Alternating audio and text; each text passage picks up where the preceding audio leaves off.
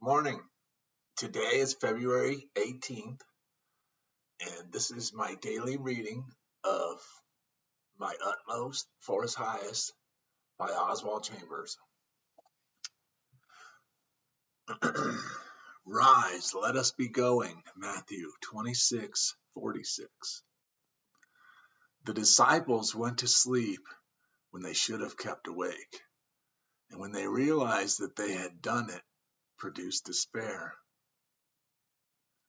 The sense of the irreparable is apt to make us despair, and we say, it is all up now.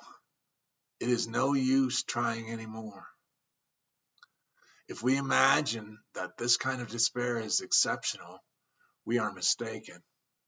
It is a very ordinary human experience. Whenever we realize that we have not done that which we had magnificent opportunity of doing, then we are apt to sink into despair. And Jesus Christ comes and says, sleep on now. That opportunity is lost forever.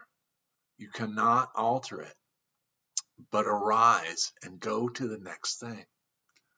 Let the past sleep, but let it sleep on the bosom of Christ, and go out into the irresistible future with Him. There are experiences like this in each of our lives. We are in despair, the despair that comes from actualities, and we cannot lift ourselves out of it.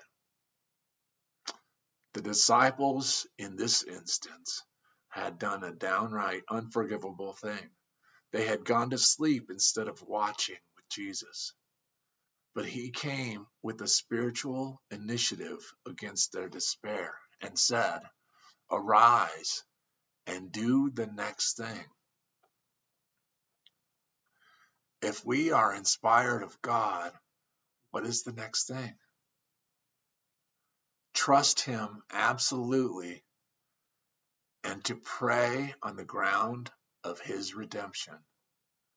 Never let the sense of failure corrupt your new action. God bless.